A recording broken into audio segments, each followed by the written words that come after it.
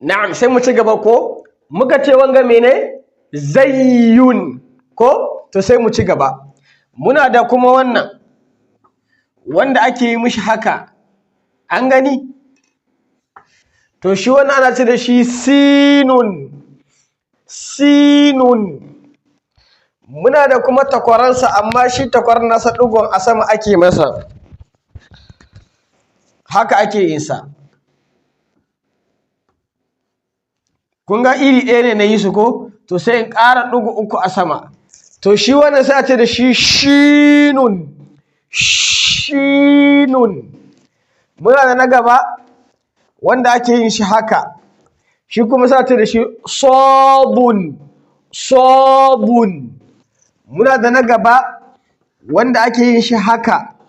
sai a ce babun muna da na gaba wanda ake yin shi haka shi kuma sai a ce da shi ta'un muna da takwaransa amma shi ɗigo gare shi a sama sai a ce masa me za'un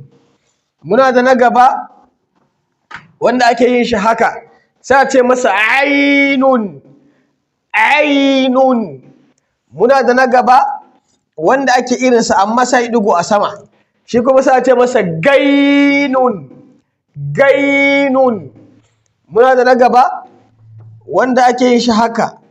sai a ce masa fa'un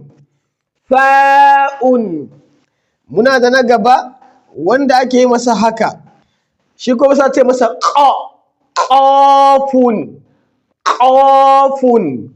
muna da na gaba wanda ake yin sa haka shi kuma sai a ce masa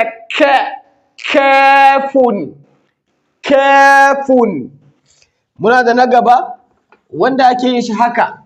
sai a ce mashi kuma lamun muna da na gaba wanda ake yin shi haka sai a ce mashi mimun muna da na gaba wanda ake yin shi haka sai a ce masa nunun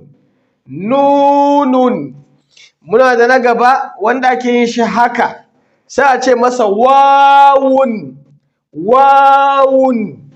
muna da na gaba wanda ake yin shi haka sai a ce masa ha'un da babban murya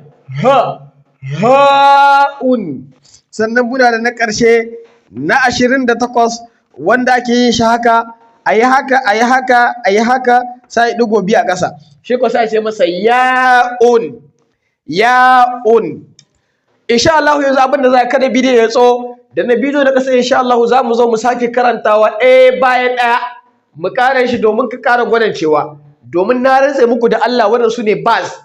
ne basis of Arabic language wanda idan ka ƙware a kansu ka iya su kai metrijin su da kyau ka huta wala daga mun zo le different voyel mun zo wasalla za ga abin kawai ba wahala amma duk wanda ya kuskura ko bai iya wannan ba to akwai matsala wallahi duk inda muka je muka daga gani har yanzu kai baka koya ba me yasa saboda baka yi metrijin wannan baka haddace su ba